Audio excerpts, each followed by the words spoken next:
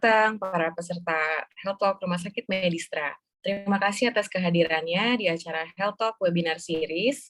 Acara hari ini kita akan membicarakan tentang topik yang penyakit yang sering banget kita temui di sehari-hari ini, yaitu kenali gejala penyakit demam berdarah yang akan dibawakan oleh salah satu dokter spesialis kami, yaitu Dr. Adityo Susilo, spesialis penyakit dalam, konsultan penyakit tropik infeksi. Health Talk ini merupakan salah satu rangkaian acara dari Medistra Health and Wellness Program yang kami selenggarakan agar terus dapat menjangkau dan mengedukasi masyarakat tentang pentingnya kesehatan, terutama di masa pandemi ini. Simak terus ya acaranya. Sebelum kita mulai, mari kita saksikan video yang satu ini.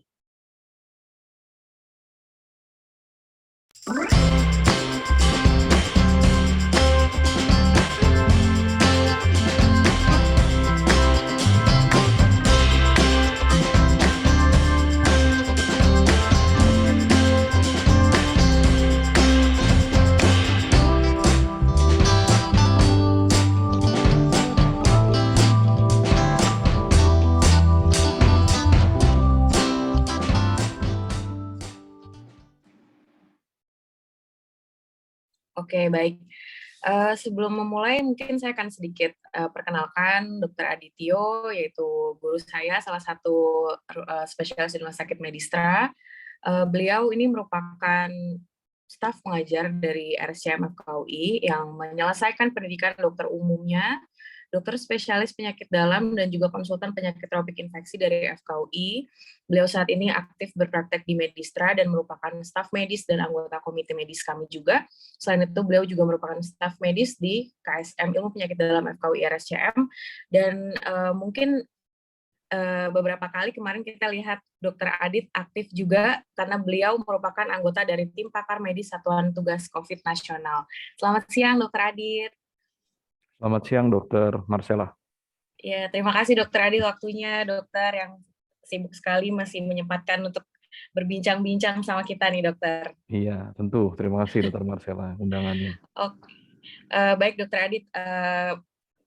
Kita akan mulai untuk sesi Health Talk ini, dokter. Dimohon para peserta agar mematikan mikrofon selama sesi presentasi dan dipersilakan menyalakan kamera. Juga bagi yang memiliki pertanyaan boleh langsung diketik di kolom chat, dan pada akhir acara akan diumumkan satu pemenang dengan penanya terbaik yang akan memenangkan free consultation voucher dengan Dr. Adityo. Baik, Dr. Adityo, silahkan dokter. Baik, terima kasih Dr. Marcella atas introduksi dan tentu kepada Rumah Sakit Medistra atas kesempatan dan undangan yang diberikan kepada saya untuk berbagi pada acara yang baik siang hari ini, Health and Wellness Talk dari Rumah Sakit Medistra. Saya coba untuk share screen.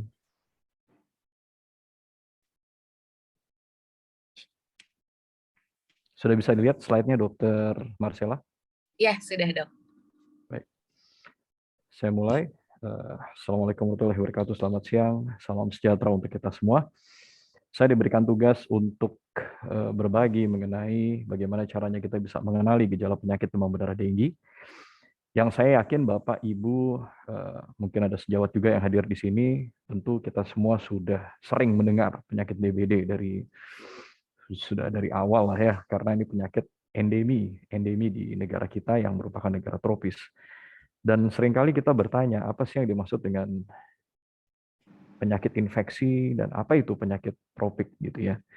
Jadi saya akan informasikan bahwa yang dimaksud dengan penyakit infeksi adalah berbagai macam ragam penyakit yang disebabkan oleh karena masuknya mikroorganisme yang harusnya mungkin ada di luar, tidak di dalam tubuh kita, tapi dia masuk ke dalam tubuh kita, yang pada akhirnya mikroorganisme ini menjadi salah satu penyebab dari penyakit atau kita kenal sebagai patogen. Dan oleh karena itu, dengan masuknya mikroorganisme ini, akhirnya tubuh kita menimbulkan respons tubuh yang kita kenal sebagai gejala penyakit. Dan secara sederhana, proses yang kompleks ini kita kenal sebagai infeksi. Lantas apa yang dimaksud dengan penyakit tropik? Nah, penyakit tropik ini adalah cabang atau bagian dari penyakit infeksi yang berkaitan dengan kekhususan penyakit infeksi yang ada di daerah beriklim tropis. Tentunya salah satu yang dimaksud negara atau daerah beriklim tropis adalah Indonesia, negara kita yang ada di daerah Khatulistiwa. Nah, sesuai dengan topik yang dibahas pada siang hari ini, kita akan mendiskusikan mengenai apa itu demam berdarah denggi. Jadi sebetulnya demam berdarah denggi adalah salah satu contoh yang baik dari penyakit tropik yang artinya suatu kondisi penyakit infeksi yang memang akan endemi dan selalu ada di daerah beriklim tropis. Penyebab dari penyakit demam berdarah denggi, sesuai dengan namanya, denggi adalah ternyata dikenal sebagai virus denggi. Jadi ini adalah penyakit yang disebabkan oleh karena infeksi virus, ya sama seperti COVID yang saat ini sedang trending, itu virus juga, tapi virusnya beda. Kalau DBD disebabkan oleh karena virus denggi, kalau COVID sebabnya adalah virus SARS-CoV-2. Dan virus ini untuk diketahui banyak sekali. Dan selain virus, kita juga ada bakteri, ada parasit, dan yang lain-lain. Jadi seluruh infeksi itu luas sekali cakupannya dan tidak mudah seringkali kami untuk dapat mengatakan dengan lugas ini penyebab infeksinya apa gitu ya. Nah, kembali lagi ke sini, demam berdarah denggi disebabkan oleh karena infeksi oleh virus denggi. Tapi virus ini hanya bisa ditularkan melalui vektor pembawa, dan vektor yang membawa virus ini adalah nyamuk yang kita kenal sebagai nyamuk Aedes, yang mungkin Bapak Ibu hadirin sekalian yang hadir sudah sering mendengar. Nyamuk Aedes ini dicirikan dengan bentuk tubuhnya yang berbintik-bintik putih. Dan karena ukurannya kecil, sungutnya pun kecil, tidak jarang seseorang itu nggak notice kapan mereka tidak sengaja, sebetulnya bukan digigit ya, karena nyamuk ini nggak punya gigi ini, Dokter Marcella. Jadi dia punya sungut, jadi menusuk sebetulnya. Cuman somehow kita udah terbiasa ngomong gigitan gitu, padahal dia nggak punya gigi gitu ya. Jadi kapan kita tidak sengaja ditusuk dan dihisap darahnya oleh nyamuk ini. Nah, nyamuk pembawanya tadi saya katakan genus Aedes ada dua, spesies Aedes aegypti dan Aedes albopictus. Nah, jadi penyebab dari penyakit demam berdarah denggi adalah virus denggi. Faktor atau yang membawa yang dapat menularkan adalah nyamuk Aedes. Jadi nggak bisa penyakit ini menular secara langsung dari orang ke orang seperti virus COVID, dari batuknya, bersinnya, dan yang lain-lain. Itu nggak bisa, memang harus dibawa dulu oleh faktornya. Dia gigit satu orang, kemudian dia bawa virusnya, dia gigit orang yang lain, nah di situ baru bisa terjadi proses transmisi.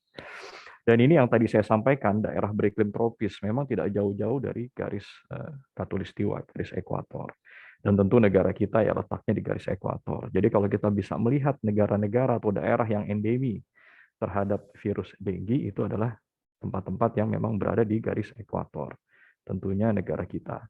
Dan meskipun ini penyakit yang sudah lama, tapi ya unfortunately sampai sekarang penyakit ini masih terus ada, masih terus menjadi tantangan, dan kalau tidak ditangani dengan optimal dan baik, tetap dapat menimbulkan risiko kematian pada pasien-pasien kita.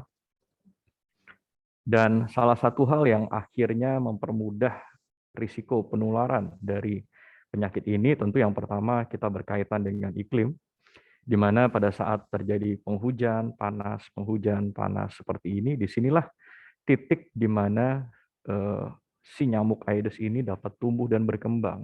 Karena untuk Bapak Ibu ketahui, si nyamuk Aedes ini dia akan memanfaatkan genangan air bersih, jadi bukan air kotor, air bersih yang akan muncul pada saat hujan, kemudian karena kondisinya jadi setelah hujan mungkin agak panas, jadi genangan itu bisa tertampung gitu ya. Dan pada akhirnya larva dari nyamuk Aedes itu bisa tumbuh berkembang di situ dan akhirnya dia menjadi vektor nyamuk yang baru yang pada akhirnya kalau vektornya banyak maka potensi penularan juga akan semakin tinggi. Dan kita akan melihat keunikan yaitu pada saat musim hujannya itu lagi deres-deresnya dan tidak berhenti, malah mungkin angka kejadian penyakit DBD ini malah turun. Kenapa? Karena si genangan airnya terus berganti. Karena hujan terus dia luber berganti, terus jika akhirnya kasusnya relatif turun. Tapi kalau pas lagi seperti ini, hujan panas, nah ini kita harus lebih hati-hati. Karena disinilah potensi peaking dari penyakit denggi ini akan meningkat. Dan tentu kita sudah mengalami beberapa KLB sebelumnya, dan barangkali angka ini akan terus bertambah seiring waktu. Dan salah satu hal lagi yang menyebabkan angka transmisi itu menjadi lebih mudah karena beberapa kondisi perkotaan di negara kita tentu memiliki angka kepadatan penduduk yang tinggi. Jadi akhirnya host atau penjamunya ada, maka nyamuk ini akan lebih gampang untuk bisa mendapatkan darah dari orang-orang di sekitar situ. Jadi semakin padat penduduk, risiko penularannya juga semakin tinggi. Nah, ini sekarang saya masuk ke slide yang agak lebih rumit. Tapi ini nggak ada ujiannya, Dokter Marcella, jadi Bapak Ibu nggak perlu menghafal ya. Ini cuma dilihat aja gitu ya. Bahwa kenapa dikenal sebagai penyakit demam berdarah Dengue. Nah, si virus Dengue kan tadi saya katakan harus dibawa oleh vektor nyamuk. Dan nyamuk ini ternyata dia untuk bisa bertahan hidup dan berkembang untuk dirinya sendiri, dia butuh darah dari entah manusia, entah hewan gitu. Jadi otomatis secara nature si nyamuk ini tentu dia juga butuh makanan dan butuh bahan bakar untuk berkembang biak. Dan untuk diketahui, Dokter Marcella dan Bapak Ibu, ternyata yang suka menusuk ini ternyata nyamuk betina. Gitu. Hmm. Jadi ini yang bandel ini nyamuk betina ini sebetulnya yang bikin penyakit demam berdarah Dengue. Tapi kenapa nyamuk betina? Karena memang nyamuk betina lah yang butuh untuk berkembang biak, gitu ya. Dan pada saat dia menusuk dan menghisap darah manusia gitu ya, misalnya kita gitu, di saat yang bersamaan kalau memang dia pas membawa virus Dengue, pada saat dia menghisap dia juga akan menginjeksikan virus Dengue itu masuk ke dalam tubuh kita. Dan kita harus bayangkan ini adalah kulit, ya mungkin kompleks, tapi saya nggak akan jelaskan detail. Tapi pada prinsipnya, tusukan ini ternyata bisa menembus kulit dan akhirnya menyuntikkan virusnya masuk ke pembuluh darah.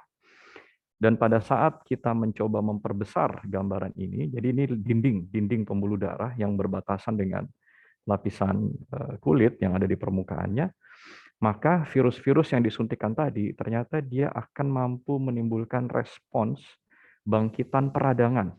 Karena memang secara natural, tubuh kita itu pasti pada saat kemasukan mikroorganisme, pasti tubuh kita akan berusaha untuk melawan, memberikan perlawanan sebagai mekanisme proteksi diri. Tapi ternyata mekanisme perlawanan itu di satu sisi mungkin baik, tapi di sisi yang lain juga akan menimbulkan problem.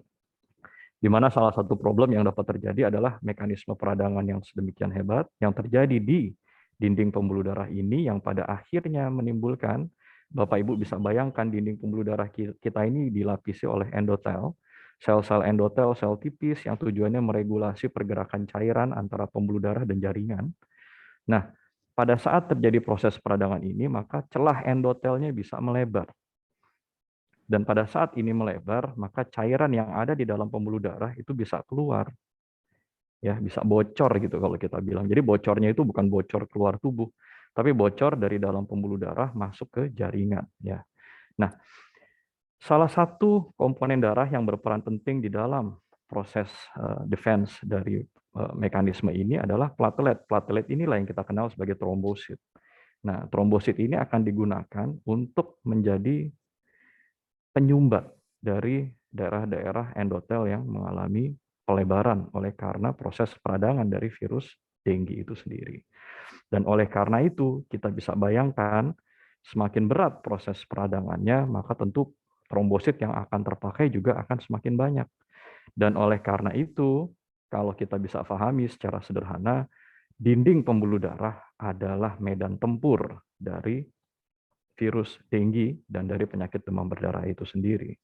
Dan oleh karena itu, tadi saya sudah singgung, maka satu komplikasi yang harus kita waspadai pada penyakit demam berdarah Dengue adalah tadi, melebarnya atau terjadinya kerusakan pada sel-sel endotel yang ada di permukaan pembuluh darah yang pada akhirnya dapat menimbulkan lebarnya celah di antara sel endotel itu yang kemudian memungkinkan terjadinya kebocoran cairan plasma atau kita kenal sebagai plasma leakage.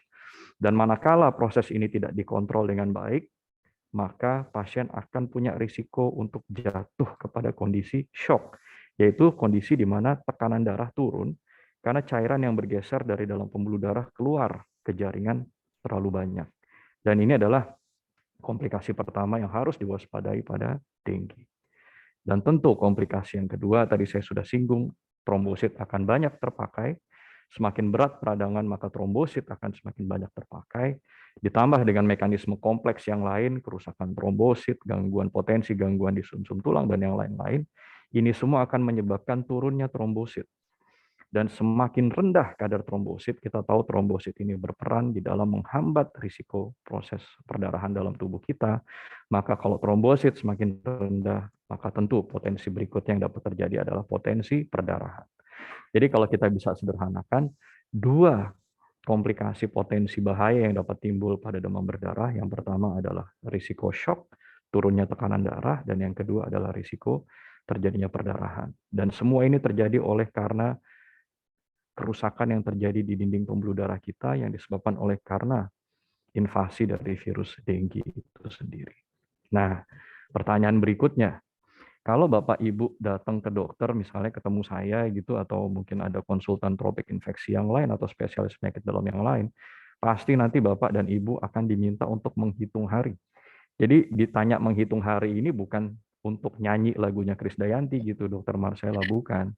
Kan ada tuh ya katanya menghitung hari gitu ya, nanti saya nyanyi di sini. Bukan itu, tapi yang dimaksud di sini adalah kita pengen tahu sebetulnya Bapak Ibu pada saat datang ketemu kita, itu Anda lagi di posisi hari yang keberapa, gitu ya. Pasti kita akan nanya, Pak, Bu, ini mulai kapan Anda demam? Dan satu hal yang memang menjadi kunci dari demam berdarah denggi, kalau kita lihat dari gambaran kartun ini, demamnya itu akan abrupt atau muncul dengan tiba-tiba. Jadi yang tadinya orang itu sehat-sehat, tiba-tiba demamnya tuh spiking, tinggi sekali dalam hitungan jam. Jadi ibaratnya saya analogikan kalau anak muda gitu, ibaratnya bisa aja dia siang pagi main bola, jam 8 main bola, tapi tiba-tiba jam 12 tepar gitu, karena demamnya luar biasa, saking mendadaknya dan langsung tinggi. Jadi biasanya pasien itu pasti akan notice, dia sadar kapan dia demam, karena demamnya sangat mengganggu sekali, muncul tiba-tiba. Dan itu yang menjadi kunci kita mulai menghitung harinya gitu. Dan hari ini menjadi penting karena WHO ya ini sudah firm ini, dan memang pengalaman kami pun demikian, membagi proses perjalanan penyakit dengue ini menjadi 3 fase utama. Yang pertama adalah fase demam atau febrile phase atau fever phase. Dan ini berlangsung kurang lebih sekitar 3 hari dari semenjak keluhan itu muncul. Kenapa ini dikenal sebagai fase demam? Karena memang pada fase ini demam itu luar biasa. Dan untuk diketahui selain demam biasanya pasien juga akan mengeluhkan nyeri kepala hebat, mata itu berat, rasanya pegal gitu ya, badan sakit-sakit semua. Ada yang dibilang kayak digebukin gitu rasanya saking sakitnya. Dan kemudian badan tuh lemes gitu. Jadi ibarat bunga itu layu gitu pasien kita. Dan kemudian infeksi ini juga bisa mengganggu proses pencernaan di lambung. Maka tidak jarang pasien juga mengalami mual, nyeri ulu hati, sehingga mereka punya kapasitas kemampuan makan dan minum itu menjadi sedemikian turun. Dan ini semua disebabkan karena virusnya sedang aktif untuk berkembang biak. Tapi karena memang penyebab dari virus dengue ini adalah virus ya, penyakit dengue ini adalah virus, kita tahu bahwa kebanyakan virus itu sifatnya self-limiting. Jadi tanpa obat, virus ini akan hilang. Dan ternyata WHO pun mengatakan demikian. Jadi setelah kita bisa mengakhiri fase demam, jadi fase demam itu berlangsung kurang lebih 3 hari pertama, jadi pada saat demam itu mulai turun di hari ketiga, ini rata-rata virus ini sudah mulai turun jumlahnya. Tapi uniknya, pada saat virus itu turun, demam itu turun, justru setelah itu kita masuk fase kritis. Jadi ini fase demam, kemudian fase kritis. Jadi fase kritis ini ditandai dengan turunnya demam gitu. Jadi bisa dibayangkan ya bahwa justru bahayanya dengue itu bukan pada saat demam lagi tinggi-tingginya di 3 hari pertama. Tapi bahayanya itu justru akan muncul setelah pasien itu demamnya mulai turun. Jadi bisa dibayangkan Bapak Ibu kalau kita nggak datang berobat, mungkin tidak jarang kita akan kecelek gitu atau tertipu. Karena kita ngerasa badan kita lagi sudah mulai enak, tapi justru pada saat itulah WHO mengatakan hati-hati, Anda justru masuk fase kritis. Kenapa seperti itu? Karena pada saat sudah melewati 3 hari pertama, antibodi mulai terbentuk. Dan pembentukan antibodi yang ada ini sifatnya agak lebih destruktif lagi kepada pembuluh darah. Dan oleh karena itu, WHO mengatakan disinilah yang kita kenal sebagai fase kritis. Kenapa? Karena proses perlawanan yang terjadi di pembuluh darah tadi akan semakin hebat, dan risiko untuk terjadi shock dan perdarahan ini akan meningkat. Dan ini akan berlangsung kurang lebih sekitar 3 hari kemudian. Jadi dari pengalaman saya memang di sini dikatakan hari ke-6, tapi pada beberapa kasus ini bisa extend sampai hari ke-7, kurang lebih gitu ya. Nah, setelah kita bisa melewati fase kritis ya, justru di sini demamnya turun nih, Bapak Ibu kita bisa lihat. Kemudian setelah kita memasuki penghujung dari fase kritis, itu demamnya bisa agak muncul lagi sedikit. Makanya kalau kita ingat dulu iklan di TV, demam berdarah memiliki demam yang menyerupai pola seperti pelana kuda. Jadi tinggi di awal, kemudian turun di fase kritis, dan di penghujung fase kritis demamnya agak muncul lagi tapi tidak setinggi di awal. Dan pada saat proses itu semakin hebat, di sini trombosit akan semakin turun, risiko untuk terjadi kebocoran pembuluh darah semakin tinggi, maka kita di sini harus sangat berhati-hati. Dan setelah kita bisa melewati ini, dengan sendirinya trombosit akan meningkat. Jadi trombosit ini naiknya, jadi turunnya trombosit dan naiknya trombosit pada demam berdarah ini nggak bisa diutak-atik, Dokter Marcella dan Bapak Ibu semua. Karena ini adalah proses natural yang akan terjadi secara alamiah sesuai dengan perjalanan penyakitnya. Jadi kalau Bapak Ibu dengar katanya minum, maaf ya, jus jambu lah, angkat ini itu, unfortunately dari hasil penelitian-penelitian yang ada itu tidak dapat merubah perjalanan penyakit ini. Jadi kalau trombosit turun ya turun, kalau trombosit waktunya naik ya naik. Tapi setidaknya dengan Bapak Ibu mau minum, misalnya jus jambu Anda minum, paling tidak Anda memenuhi kebutuhan cairan. Jadi sangat-sangat dipersilahkan untuk minum apapun. Nah, kemudian tentu pada saat kita bisa melewati fase kritis, baru kita masuk fase yang ketiga yang kita kenal sebagai fase penyembuhan. Dan di sini tentu keluhan klinis akan lebih baik, trombosit meningkat, dan kondisi akan pulih. Ya, ini penting sekali untuk kita mengenal hari perjalanan penyakit kita ada di mana. Ya. Nah, lantas bagaimana cara kita bisa mendiagnosis? Jadi kita coba mengacu tentu kepada WHO, di mana keluhan dari demam berdarah denggi, jadi namanya juga demam berdarah denggi ya, demam. Maka tentu keluhan demam yang tiba-tiba, mendadak, dan tinggi, langsung tinggi, muncul dalam 2-7 hari, ini menjadi salah satu kunci yang membuat kita harus hati-hati. Dan tidak jarang keluhan demam tadi diikuti juga dengan keluhan penyerta lain, tadi seperti sakit kepala, sakit belakang bola mata, nyeri mual, dan yang lain-lain. Dan kemudian kita harus buktikan, ada nggak sih bukti perdarahan gitu ya. Memang kalau selama ini kita berasumsi demam berdarah itu pasti ada bintik-bintik merahnya. Tapi sayangnya tidak selalu demikian gitu. Ya, bisa ada bukti perdarahan, bisa tidak. Makanya kita harus cari. Tapi prinsipnya kalau memang sampai ada bukti perdarahan, berarti kita harus lebih berhati-hati. Dan tanda yang penting berikutnya, ini WHO yang mengatakan adanya terjadi trombositopenia, jadi trombosit turun. Dan kalau kita lihat panduan yang terakhir, ini cut-off-nya udah dinaikkan ke kurang dari 150.000. Dan kemudian kita harus buktikan juga ada nggak sih tanda-tanda kebocoran plasma. Nah ini saya kira dokter yang membuktikan dari pemeriksaan laboratorium dan pemeriksaan fisik. Dari tadi kita ngomong DBD, tapi apakah semua penyakit infeksi karena dengue itu dikenal sebagai DBD? Sebetulnya tidak. Yang paling ringan kita kenal sebagai demam dengue. Jadi demam dengue ini adalah subset dari penyakit dengue yang lebih ringan, karena pada demam dengue tidak terjadi kerusakan di pembuluh darah yang hebat, yang kemudian diklasifikasikan dengan tidak adanya kebocoran plasma, dan umumnya demam dengue tidak disertai dengan trombosit turun yang hebat. Tapi demam dengue bukan berarti, karena nggak ada kata-kata demam, nggak ada kata berdarah gitu ya, bukan berarti bahwa tidak boleh terjadi perdarahan. Bisa. Ya, jadi orang yang bintik-bintik merah di kulit itu ada bukti perdarahan kulit itu tidak selalu dikenal sebagai demam berdarah dengue. Bisa juga demam dengue. Tapi begitu ada kebocoran plasma yang hebat, ini yang kita kenal sebagai demam berdarah dengue. Jadi perbedaannya demam berdarah dengue dan demam dengue adalah ada tidaknya kebocoran di pembuluh darah yang hebat yang pada akhirnya menimbulkan kebocoran plasma yang diikuti dengan trombosit yang turun dengan lebih berat, ya. Tapi memang yang trending nih Dokter Marcella, orang ngomongnya selalu DBD. Padahal tidak semua penyakit dengue itu adalah DBD. Tapi kita juga harus hati-hati karena ada spektrum yang lebih berat yang kita kenal sebagai sindroma shock dengue. Ini adalah tingkatan yang lebih advance lagi. Jadi tadi kalau ada demam dengue, tingkatan yang lebih tinggi demam berdarah dengue, dan tingkatan yang paling tinggi yang harus kita hindari dan kita jaga jangan sampai terjadi adalah sindroma shock dengue. Apa itu sindroma shock dengue? Yaitu suatu kondisi di mana kebocoran plasma itu sedemikian hebat sehingga pasien akan jatuh kepada kondisi shock. Dan umumnya sindroma shock dengue ini akan dikategorikan pada saat demam berdarah dengue itu sudah masuk derajat 3 dan 4. Dan kembali lagi, ini adalah tugas para dokter, Bapak Ibu, untuk bisa mengatakan ini. Bapak Ibu tugasnya adalah untuk mengenali apakah saya atau keluarga saya misalnya ada potensi untuk terkena penyakit dengue. Anda berobat ke dokter, biarkan nanti tenaga medis yang bekerja untuk membuktikan apakah betul iya, dan kalau iya, kira-kira kategorinya masuk yang mana, gitu ya.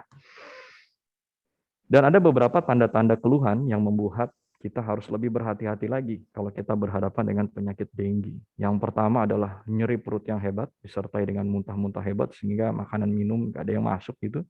Yang pada akhirnya pasien akan jatuh kepada kondisi kekurangan cairan. Dan tentu perdarahan di tubuh yang tidak terkontrol nih. Jadi bisa jadi, ya tentu ini amit-amit ya, pasien-pasien itu mengalami perdarahan yang hebat, misalnya perdarahan dari pencernaan, perdarahan dari paru-paru, dan yang lain-lain. Dan ini umumnya akan terjadi risiko ini pada fase kritis. Meskipun harusnya angkanya tidak tinggi, tapi ini terus menjadi perhatian kita. Dan tentu tadi adanya bukti dari shock ya, pada saat hematokritnya tuh meningkat. Tapi kemudian oleh karena virus dengue ini adalah virus yang menyebar di mana-mana, maka salah satu organ yang dapat ikut terganggu pada infeksi dengue adalah gangguan di fungsi hati, gitu ya. Makanya jangan kaget kalau Bapak Ibu atau keluarganya ada yang kena penyakit dengue, pas dicek SGOT, SGPT pada agak naik-naik tuh. Nah, kenapa? Karena memang salah satu yang dapat terjadi pada penyakit ini adalah gangguan di fungsi hati. Jadi pada prinsipnya, kalau kita mendapati adanya tanda-tanda bahaya ini, maka kita harus lebih berhati-hati dan jangan nunggu-nunggu lagi, karena pada saat ini maka sebaiknya pasien itu dirawat inap di rumah sakit. Kemudian kalau kita lagi ngerawat dengue, ya saya selalu bilang ke pasien-pasien saya ini, mohon maaf kalau ngerawat dengue ini saya jadi vampir gitu. Kenapa jadi vampir? Karena setiap hari saya akan minta cek darah. Jadi kita sedot darahnya, tapi nyedot darahnya nggak seperti nyamuk yang menggigit nularin dengue gitu, bukan. Nyedot darahnya untuk diperiksa gitu Bapak Ibu. Nah, apa yang diperiksa? Tentu ya tadi kadar trombosit, kadar leukosit, kadar hematokrit. Jadi pemeriksaan darah tepi harus dicek setiap hari. Kemudian pada saat kita ketemu pasien di awal, tentu kita harus buktikan ini dengue atau bukan sih. Nah, kalau Bapak Ibu pernah ada pengalaman, paling setidaknya mungkin pernah dengar nih, kita periksa NS1 atau NS1. Apa itu NS1? NS1 ini adalah bagian protein non-struktural satu yang ada di dinding dari virus dengue itu sendiri. Dan pemeriksaan ini tadi kita lihat ya, di 3 hari pertama virusnya meningkat dan kemudian turun. Makanya pemeriksaan NS1 ini akan bermanfaat sekali kalau dicek sesegera mungkin, setidaknya dalam 3 hari pertama setelah demam muncul. Ya, tujuannya apa? Untuk membuktikan benar nggak ada virus dengue dalam tubuh. Tapi kalau NS1 negatif, tentu kita tidak serta-merta bisa mengatakan bahwa ini bukan dengue, gitu ya. Kalau NS1 positif sudah pasti dengue, NS1 negatif hati-hati, belum tentu ini bukan dengue, gitu ya. Nah, ada metode pemeriksaan yang lain juga kita lakukan, yaitu dengan memeriksa antibodi dengue. Jadi kalau ada antibodi yang terbentuk, terutama IgM, maka kita bisa mengatakan, oke, Anda mungkin terinfeksi, tapi sayangnya pemeriksaan ini baru bisa dikerjakan setelah lewat hari kelima. Kenapa? Karena memang antibodi tadi sudah mulai terbentuk setelah melewati hari kelima. Ronsen dada, USG ini kita perlukan biasanya untuk membuktikan ada tidaknya kebocoran di dalam tubuh. Dan kemudian tidak jarang kita harus lengkapi dengan pemeriksaan penunjang lain, Dr. Marcella, fungsi hati, fungsi ginjal, albumin. Ini semua tujuannya untuk menilai ada tidaknya risiko yang lebih berat pada pasien-pasien kita. Dan umumnya ini kita lakukan sesuai dengan indikasi yang ada. Lantas bagaimana pengobatannya? Tadi katanya virusnya sembuh sendiri. Benar. Jadi memang dengue ini tidak perlu obat gitu. Karena tanpa obat dia pun akan hilang dengan sendirinya. Karena memang nggak ada obatnya juga gitu. Tapi kemudian kenapa harus dirawat? Karena kita perlu pemantauan yang ketat, terutama pada saat kita masih berada dalam fase kritis. Nah, umumnya yang akan dilakukan oleh dokter adalah dengan memberikan cairan. Kenapa? Karena tadi kita udah discuss tuh, battlefield-nya ada di pembuluh darah. Potensi risiko yang terjadi adalah terjadinya shock karena kebocoran dan juga trombosit yang turun. Maka kita harus yakinkan Bapak Ibu, pasien-pasien kita harus dalam kondisi cairan dalam pembuluh darahnya cukup. Karena kalau kurang, maka risiko shock akan terjadi. Nah, oleh karena itu, mainstay pertama dari tata laksana dengue adalah dengan memberikan cairan. Kalau dia masih bisa minum, makan dengan baik, lambungnya nggak terlalu sakit, kita silahkan dia minum. Tapi kalau sudah nggak nyaman, ya semampunya. Kenapa? Karena kalau Anda sudah dirawat, kebutuhan cairan ini sudah diambil alih oleh infus, gitu ya. Jadi ini akan lebih membantu dengan dirawat inap karena pasien dapat diinfus. Dan kemudian yang berikutnya, istirahat menjadi penting sekali. Kenapa? Satu, untuk membantu mempercepat proses penyembuhan dan tentu menurunkan risiko komplikasi. Dan oleh karena tadi ini adalah demam dengue atau demam berdarah dengue, maka obat demam menjadi penting dan obat-obatan simptomatik yang tujuannya untuk mengurangi gejala sesuai dengan gejalanya. Misalnya nyeri ulu hati, nyeri lambung, mual, dan yang lain-lain, kita berikan obat-obatan itu untuk mengurangi keluhan, sehingga pasien-pasien kita bisa lebih nyaman dan bisa melakukan kebutuhan kesehariannya dengan lebih baik, misalnya dengan obat lambung, lambung jadi lebih nyaman, sehingga dia pelan-pelan bisa makan, dia pelan-pelan bisa minum. Dan tentu yang berikutnya, kenapa harus dirawat dengan optimal, maka kita dapat melakukan pemantauan yang baik. Mulai dari pemantauan tekanan darah, kondisi suhu tubuh, hingga pemantauan darah setiap hari untuk menilai risiko dan memberikan tata laksana yang lebih optimal. Dan yang terpenting lagi, ya tentu kita perlu mengawasi ada tidaknya tanda-tanda bahaya supaya kita bisa lebih waspada, lebih dini. Dan yang terakhir ya, ini slide saya kayaknya udah tinggal 2 slide lagi yang terakhir. Kapan pasien itu perlu dirawat di ICU? Tentu ini adalah hal yang kita hindari, yaitu pada saat dia jatuh kepada sindroma shock dengue, yaitu kondisi dengue berat yang membutuhkan pemantauan lebih intens, yaitu terjadinya shock, terjadinya perdarahan masif dan tidak terkontrol, dan kemudian adanya komplikasi pada organ-organ lain, mulai dari jantung, otak, hati, hingga ginjal. Ini semua dapat terjadi manakala pasien ini sudah kadung jatuh kepada kondisi shock. Maka kita harus bisa bayangkan kalau kena dengue lebih baik lebih cepat ketahuan lebih baik supaya kita bisa lakukan tata laksana optimal sehingga tujuannya mencegah jangan sampai jatuh kepada kondisi yang berat. Karena kalau sudah kadung jatuh kepada kondisi yang berat, menariknya itu susah sekali dan tidak jarang itu akan gagal. Kenapa? Karena badannya sudah berespons demikian hebat sehingga akhirnya upaya-upaya apapun yang ditempuh akan memiliki angka keberhasilan yang kecil. Maka kenali secara dini, cegah komplikasi itu adalah kunci penting dari tata laksana penyakit dengue. Dan lantas tentu yang tidak kalah penting berikutnya bagaimana kita bisa mencegah jangan sampai kita terdampak dari penyakit ini. Ya, yang pertama tentu hal yang dilakukan oleh Rumah Sakit Medistra pada siang hari ini. Waspada. Makanya tadi saya tambahin judulnya Dokter Marcella, saya tambahkan kata-kata waspada. Nah, gitu. Karena memang kewaspadaan ini menjadi penting. Karena kalau kita waspada, kita mengerti, kita paham, maka kita upayakan dapat bisa mencegah lebih baik. Dan kemudian setelah kita waspada, kita tahu apa yang kita hadapi, maka upaya-upaya untuk mencegah pertumbuhan nyamuk inilah yang menjadi kunci. Makanya pemerintah mengendorse 3M, terus kemudian ada kalau kita betul-betul suasana lagi tinggi sekali ya, kalau bisa mungkin pakai kelambu misalnya, dan jangan lupa menggunakan alat bantu untuk membunuh nyamuk dewasa ya. Jadi 3M ini tujuannya untuk mencegah larvanya, tapi kalau repellent ini adalah untuk nyamuk dewasanya, entah dengan spray atau yang dioles di tubuh, tujuannya adalah untuk mencegah gigitan dari nyamuk dewasa. Dan tentu ini adalah beberapa upaya 3M yang dapat dilakukan dengan cara menghindarkan atau menghilangkan tempat-tempat potensi genangan air bersih pada saat kondisi musim penghujan terjadi. Dan tentu juga jangan lupa bahwa bisa jadi nyamuknya ngumpet gitu. Mungkin dia nggak breeding, tapi dia ngumpet. Ngumpetnya di mana? Dalam rumah kita. Misalnya di balik, maaf ya, ada pakaian yang digantung gitu misalnya, atau yang lain-lain gitu ya. Mungkin kalau kita kelambu nggak dibersihkan atau apa, itu nyamuknya bisa ngumpet di situ dan dia hidup, dan kemudian pada saat tertentu dia keluar dan kemudian menggigit atau mengambil darah dari anggota keluarga. Nah, itu yang menjadi risiko. Maka jangan lupa juga kita mesti menjaga kebersihan rumah kita. Sehingga pada prinsipnya tentu kita waspada dan jangan biarkan dia bertumbuh kembang nyamuk ini.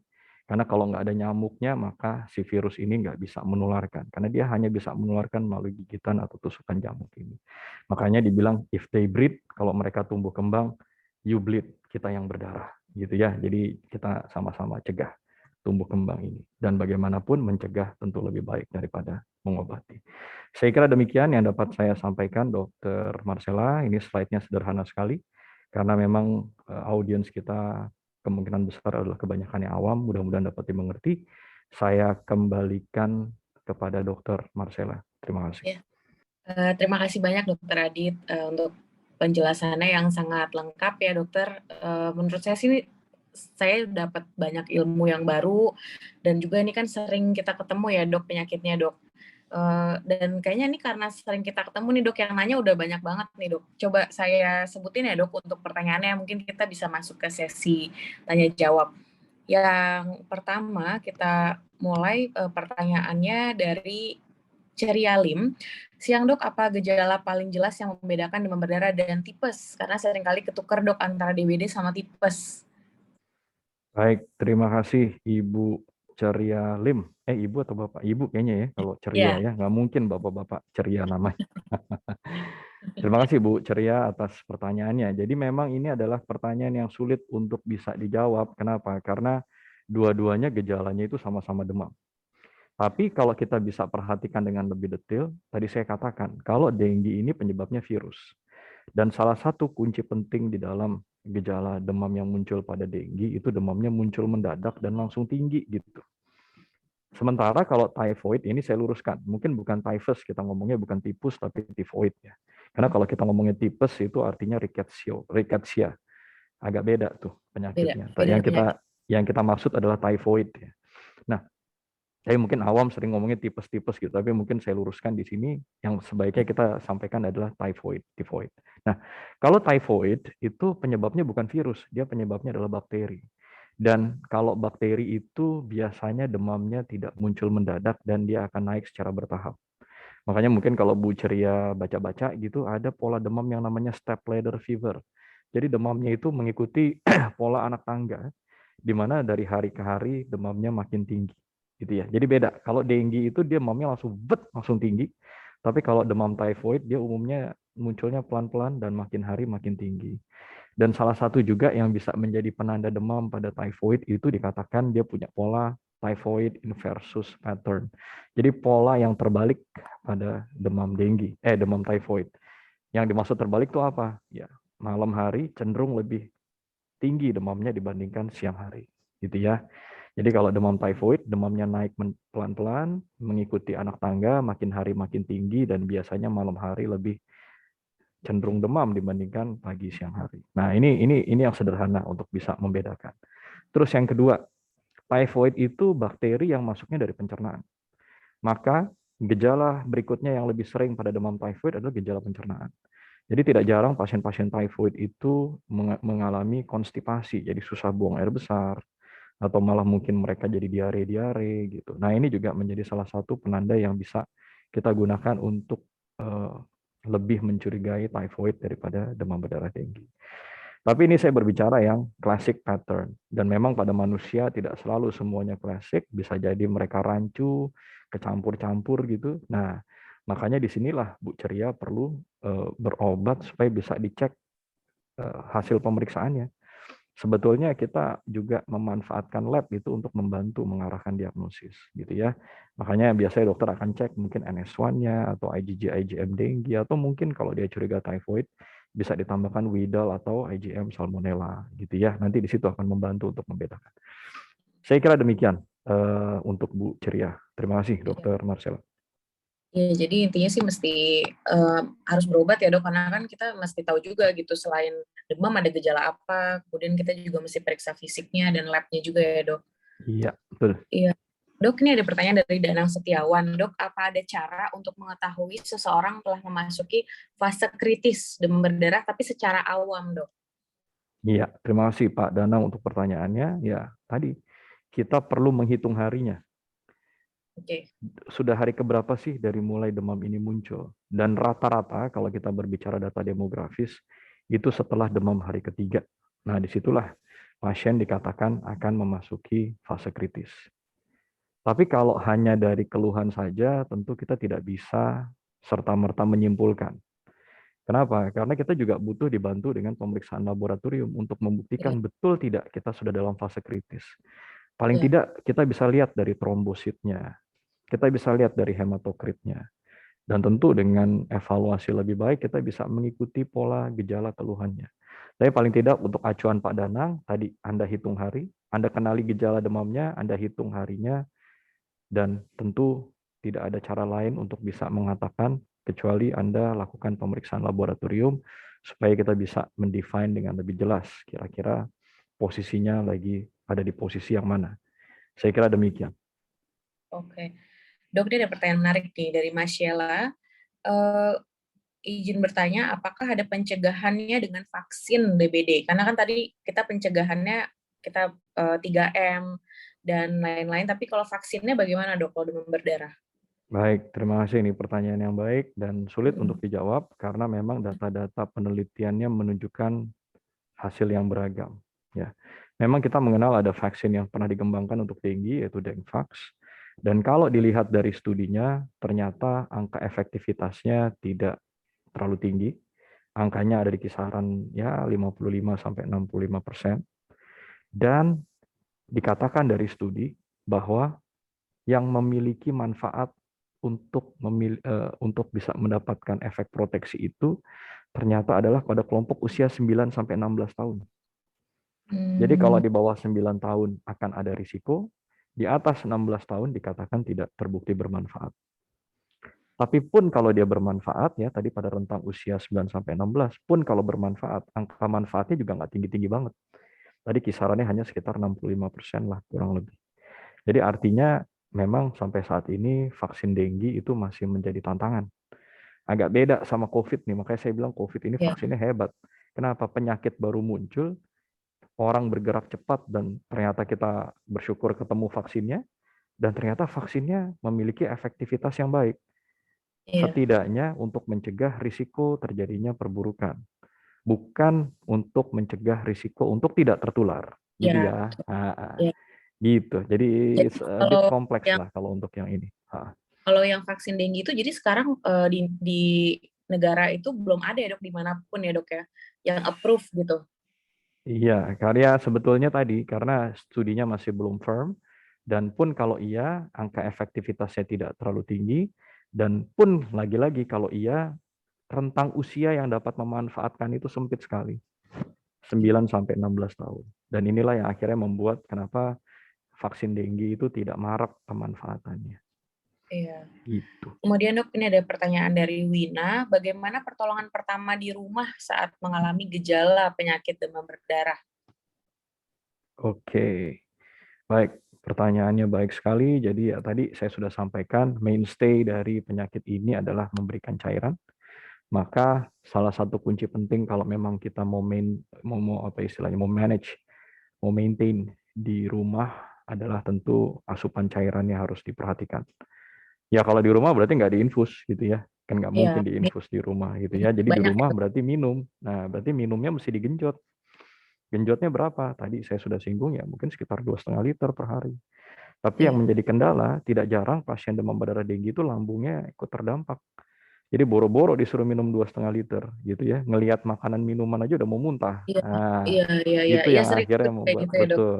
Itu yang akhirnya membuat kenapa maintenance di rumah itu jadi lebih kompleks dan Iya, lebih sulit pada dengue. iya. Jadi Gitu. memang kalau misalnya udah mual begitu kan kita nggak bisa paksain, mending dirawat aja ya dok, lewat infus kita kasih cairannya. Iya. Terus tentu ya kalau di rumah misalnya ada obat penurun demam, paracetamol atau apa itu juga mungkin bisa membantu tentu. Saya kira demikian.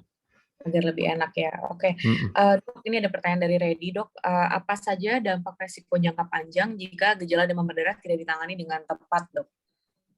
Baik, kalau untuk jangka panjang rasanya tidak, karena penyakit ini adalah penyakit yang putus. Ya, dia penyakit akut dan putus. Jadi kalau Mm-mm. Anda sudah sembuh dan ya mungkin gini, mungkin fase recovery itu bisa beragam ya. Ada orang yang betul-betul recover within days. Ada orang-orang yang akan recover within weeks gitu ya. Nah, ini yang mungkin membedakan antara pasien kita yang satu dan yang lainnya. Tapi pada prinsipnya penyakit ini adalah penyakit yang putus. Jadi artinya dia tidak kronik, tidak menetap, dan tidak menimbulkan dampak kesakitan yang panjang.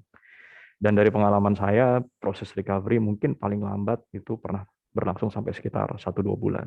Iya, Tapi on average rata-rata adalah ya 1-2 minggu rata-rata gitu ya. Jadi kita nggak perlu terlalu khawatir apabila terdampak dengue terhadap risiko gejala sisa gitu ya. Mungkin kalau COVID ada long COVID gitu. Nah kalau iya, kalau iya, dengue nggak ada long dengue gitu, nggak ada. Tapi ya memang tadi misalnya somehow SGOT, SGPT-nya terganggu oleh karena infeksi ini, ya mungkin untuk kembali menormalisasi ini tadi butuh waktu 2 sampai 3 minggu. Nah, mungkin hal-hal seperti itu bisa terjadi.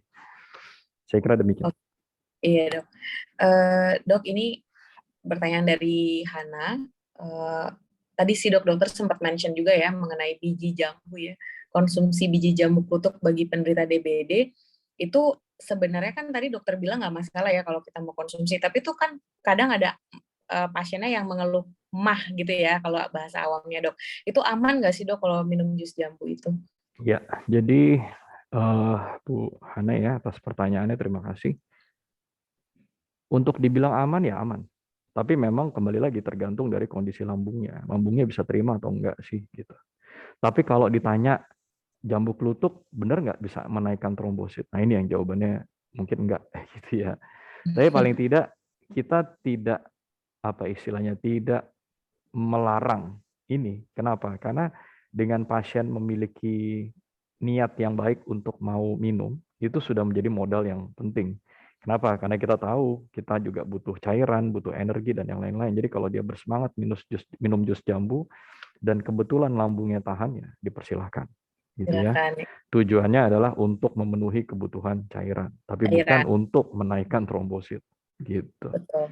Karena yang tadi dokter bilang trombosit itu akan turun dan naik pada waktunya pada demam berdarah ini ya Iya, dok. iya, betul. Tapi kalau lagi Tadi, mah akut nggak hmm, tahan ya jangan dipaksa gitu. iya Ah, betul dok. yes. Pertanyaan dari Emily Tan, apakah semua demam berdarah harus masuk rumah sakit dok? Apakah ada kasus ya dok seperti yang sembuh sendiri tanpa kita sadari kita terkena demam berdarah gitu dok? Iya. Kalau ditanya apakah dapat sembuh sendiri, jelas jawabannya iya. Karena memang kan tanpa apapun virus ini Nggak ada akan hilang, obatnya ya dok? nggak ada obatnya, dia akan sembuh dengan sendiri. Tapi tinggal masalahnya pada saat Anda menuju proses kesembuhan itu, apakah Anda harus melewati atau Anda harus mengalami. Kalau melewati fase kritis, semua orang akan melewati fase kritis. Tapi apakah Anda akan mengalami risiko? Nah, itu yang mungkin akan berbeda satu kasus dan yang lain dan kita butuh pemantauan, gitu ya.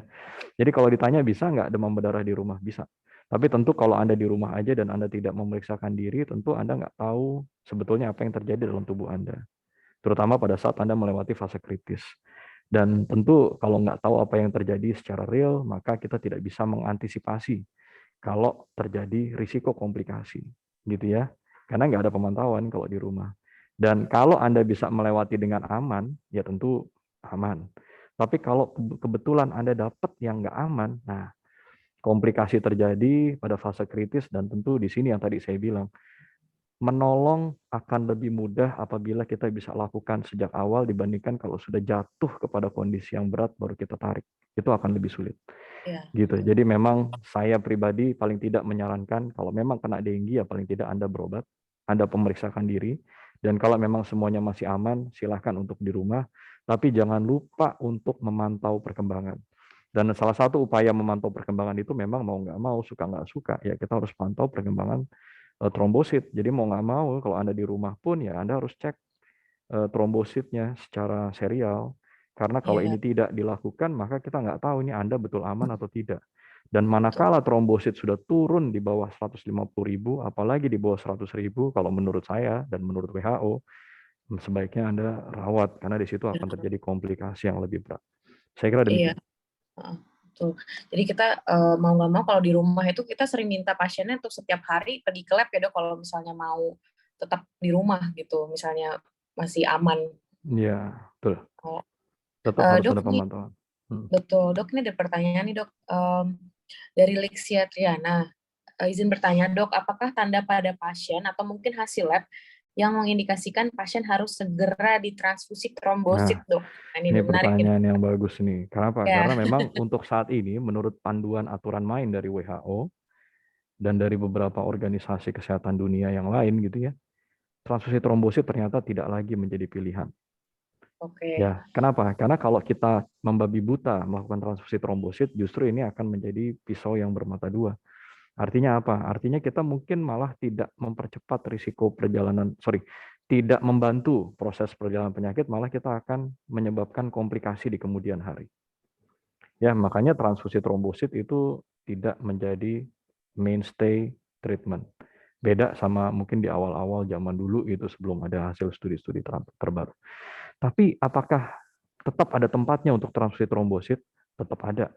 Kalau apa? Kalau trombosit turun sedemikian hebat, ya kalau dari WHO itu mengatakan sampai turun di bawah 10.000 dan disertai dengan tanda-tanda atau potensi terjadinya risiko perdarahan yang masif dan tidak terkontrol.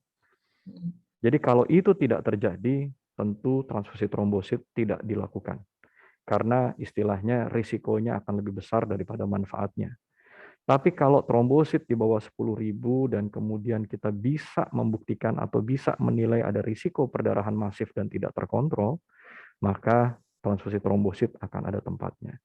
Dan oleh karena itu, tindakan transfusi trombosit ini bukan sesuatu hal yang patut dikerjakan secara luas.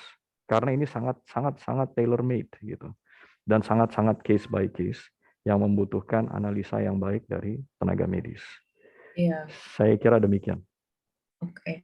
Iya ya dok, kalau kita sih mungkin jarang sekali ya dok lihat ya. Jarang Kalau sekali. perdarahan masif itu seperti apa sih dok kalau untuk awam memahami gitu perdarahan masif? Jadi perdarahan masif itu artinya perdarahan banyak ya, yang mungkin terjadi pada organ-organ dalam yang kita nggak bisa lakukan tindakan kompresi. Jadi misalnya melena, BAB gitu ya, atau tiba-tiba terjadi perdarahan-perdarahan dari organ tubuh, atau mungkin mimisan, tapi mimisan yang nggak terkontrol. Jadi berdarah terus, udah dicoba ditekan pakai kasa, adrenalin, segala macam, tetap nggak berhenti. Nah, ini termasuk perdarahan yang tidak terkontrol, maka kita harus hati-hati. Gitu. Ya, tentu harapannya jangan sampai ini terjadi gitu, Dokter Marcella. Iya. Dan ini Harusnya akan kita cegah terjadi, ya. betul. Ini akan terjadi kalau kita miss di awal. Makanya tadi kalau ada yang nanya perlu dirawat nggak? Ya kalau menurut saya sih demam berdarah itu akan ada risiko. Dan kalau kita nunggu sampai risikonya kejadian, barangkali nolongnya jadi lebih susah. Ya lebih sulit, Gitu. iya betul. Nah, Oke. gitu. Selanjutnya nih dok, ada pertanyaan dari Lani. Apakah serbuk ABATE efektif untuk pertumbuhan jentik nyamuk? Baik, terima kasih. Pertanyaannya jadi tentu ya sesuai dengan hasil studi-studi yang ada, ini akan bermanfaat. Makanya kalau kita baca sekarang 3M itu nggak cuma 3M, tapi ada 3M plus namanya, dan plusnya itu banyak sekali plusnya ya. Salah satunya tadi dengan menyebarkan serbuk ABATE. Itu bisa membantu karena ABATE itu adalah larvasida, jadi dia akan membunuh larva-larva nyamuk. Tapi sebetulnya yang lebih baik adalah kita menghilangkan kantong-kantongnya gitu. Iya. Kalau nggak ada genangannya udah pasti nggak usah mikirin ada pertumbuhan jentik lah gitu. Tapi kalau ada kita membiarkan genangan, nah disitulah barangkali kita membiarkan larvanya tumbuh. Mungkin ABATE itu lebih ke untuk tempat-tempat yang sulit yang nggak dikuras. bisa, Gitu ya, dok. betul. Saya setuju mungkin yang outdoor gitu ya. Tapi salah satu yang dimaksud dengan 3M plus itu kalau kita punya ini barangkali dikatakan juga memelihara apa ikan ya. Kan. Jadi kalau dikasih ikannya itu akan makan larvanya gitu. Makan Makanya larvanya ya. 3M plus itu plusnya banyak sekali itu Dokter Marcella. Iya. Saya nggak tulis di sini karena kalau saya tulis bisa sampai besok ini materinya karena banyak sekali gitu. Iya. Ini aja nggak kerasa udah jam 3 loh Dokter Marcella, Iya dan nih saya dok, melihat pertanyaannya masih luar biasa pertanyaannya banyak banyak ini. sekali dok. Kayaknya Ya, Dokter jadi, Marcella sukses memimpin acara ini dengan baik, aduh, jadi yang nanya banyak nih kayaknya nih. dokter Adit nih ya, kan ahlinya ya, jadi udah nggak sabar nih semuanya nanya.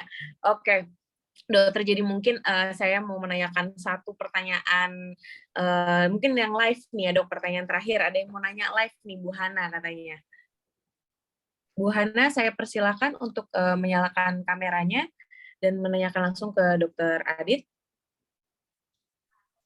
Halo dokter, maaf ya nggak buka kamera. Halo Dokter Bu Adit, Hana. bagus Ya, Bu. materinya hari ini. Cuman pertanyaan saya tadi kayaknya kalau saya nggak salah, saya nggak dengar. Bagaimana membedakan kalau penyakit DBD dengan malaria dan juga tipes? Soalnya rada mirip-mirip gitu dok. Sama pemeriksaan Widal. Tolong dokter jelaskan ya. Terima kasih host dokter Marcella. Ya. Baik, terima kasih Bu Hana. Jadi tadi memang saya menjelaskan antara demam berdarah dengue dan typhoid. Tadi saya sudah jelaskan ya. Mungkin kalau saya ulang waktunya udah nggak cukup lagi. Tapi sekarang yang saya tambahkan adalah malaria. Dokter Marcella, kedengeran ya suara saya? Kedengaran, Oke. dokter. Jadi yang tadi belum saya jelaskan, betul dari malaria saya belum jelaskan. Kalau malaria itu barangkali gejalanya akan lebih khas gitu. Karena di malaria itu kita mengenal istilah trias malaria atau malaria triad, yang kemudian ini menjadi keluhan yang sangat spesifik untuk malaria. Yang pertama adalah menggigil hebat gitu. Jadi kalau kita pernah tolong pasiennya, itu tempat tidur sampai goyang semua saking hebatnya pasien itu menggigil. Kemudian setelah chills, menggigil, pasien akan mengalami fever, high fever. Jadi tiba-tiba demamnya itu melonjak gitu. Dan setelah pasien mengalami high fever, kemudian tanpa obat dan tanpa apapun itu demam bisa turun. Dan pasien akan mengalami keringat yang banyak. Jadi kalau pernah lihat itu tempat tidur bisa basah semua kayak disiram air. Dan oleh karena itu trias malaria itu sudah worldwide dikenal sebagai malaria triad, gejalanya chills, high fever, dan sweats, heavy sweats. Dan ini akan terjadi demam turun tanpa obat. Kalau demam berdarah tadi kita harus kasih obat baru demamnya turun. Tapi kalau malaria bisa tanpa obat demamnya turun. Kenapa dia memiliki ciri seperti ini? Karena kaitannya dengan siklus hidup parasit. Nah, jadi pertanyaan Bu Hana ini sebetulnya beliau bertanya 3 patogen yang berbeda. Kalau dengue adalah virus dengue, kalau typhoid adalah bakteri salmonella, dan kalau malaria itu adalah parasit plasmodium. Jadi ini pertanyaan 3 barang yang berbeda. Satu nanya virus, satu nanya bakteri, satu nanya parasit. Dan kalau saya jelasin ini mungkin bisa beberapa SKS ini jadinya dokter Marcella. Tapi pada prinsipnya ini akan bisa kita bedakan dengan pertanyaan yang detail dan tajam untuk paling tidak membantu mengklasifikasikan termasuk kategori yang mana. Dan tadi pertanyaan berikutnya mengenai Widal, kalau Widal itu yang dicek adalah antibodi, tapi antibodi terhadap salmonella. Jadi terhadap bakteri penyebab dari typhoid, dan penyebab dari typhoid fever itu adalah 4 spesies, Salmonella typhi, Salmonella paratyphi A, paratyphi B, dan paratyphi C. Dan untuk diketahui Widal itu bukan si bakterinya yang ketemu, tapi antibodinya yang ketemu. Jadi dengan adanya antibodi bukan berarti serta-merta mengatakan oke, Anda saat ini terinfeksi typhoid. Kenapa? Karena yang dilihat adalah antibodinya, bukan si bakterinya. Untuk membuktikan bakterinya, Anda harus lakukan pemeriksaan kultur, jadi ditumbuhkan. Kalau misalnya bakterinya tumbuh, baru kita bisa secara pasti mengatakan betul ini adalah typhoid. Memang ini pertanyaannya, saya seringkali mendapatkan pertanyaan ini dan menjelaskannya tidak mudah. Tapi ya mudah-mudahan ini dapat membantu Dr. Marcella karena memang ujung-ujungnya kita terbentur dengan waktu sepertinya. Saya kira demikian Dr. Marcella dan Bu Hana. Terima kasih atas pertanyaannya. Oke, demikian sesi Health Talk kita. Terima kasih banyak Dr. Adit untuk sharing session-nya. Berikut adalah jadwal praktek Dr. Adit di Rumah Sakit Medistra. Dr. Adit ada berpraktek di hari Senin, Rabu, dan Jumat. Untuk nomor pendaftarannya bisa dihubungi apabila ingin berkonsultasi kepada Dr. Adit. Dan Dr. Adit jujur nih agak sulit memilih penanya terbaik nih Dok, karena banyak sekali pertanyaan yang baik. Cuman telah diputuskan bahwa penanya terbaik kita hari ini adalah Lixia Triana. Bagi Ibu Lixia Triana, mohon untuk tidak live chat dulu karena nanti dari bagian administration kami akan menghubungi Ibu. Oke, baik, terima kasih banyak Dr. Adit. Sehat selalu Dokter. Terima kasih ilmunya. Ya. Untuk semuanya terima kasih sekali lagi kami ucapkan. Jangan lupa ikuti terus kegiatan Medistra Health and Wellness. Akan ada Health Talk series selanjutnya, bisa dicek dan ikuti atau follow Instagram Medistra @medistra.hospital. Salam sehat semuanya. Terima kasih Bapak Ibu, Dr. Marcella. Selamat dokter.